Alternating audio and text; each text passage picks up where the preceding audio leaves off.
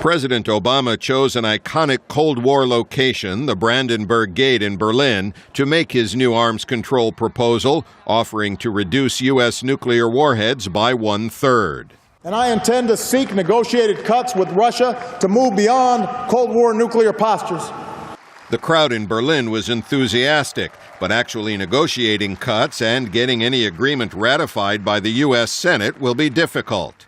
Still, nuclear expert Heather Williams of London's Chatham House Research Institute says any talks will have a broader value. The number itself of reductions and the number of weapons being drawn down, it's important, but it's not the most important part of arms control.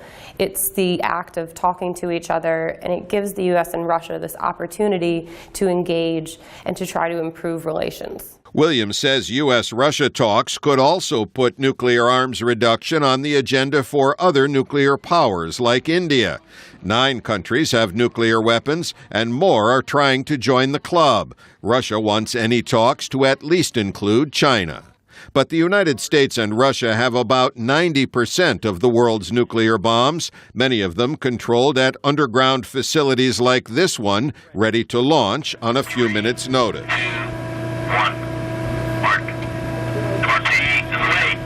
So Cold War-style U.S.-Russian negotiations are still needed, according to British government advisor Malcolm Chalmers at the Royal United Services Institute. I don't think it's going to happen in the next few months. I don't think it suits Putin in terms of his domestic position. But I think it's sometime in the next 5 or 10 years. I think it's a card which it will be in the interest of both the U.S. and Russia to play.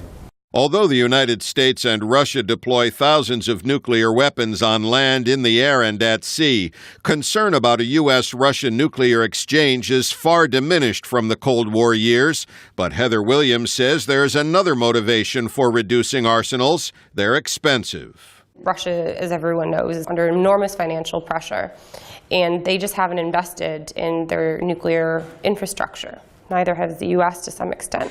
But Russia can't afford these weapons, so they are more keen to get rid of them than the U.S.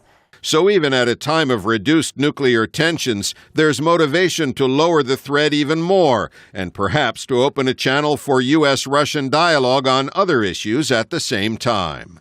Pessin, VOA News, London.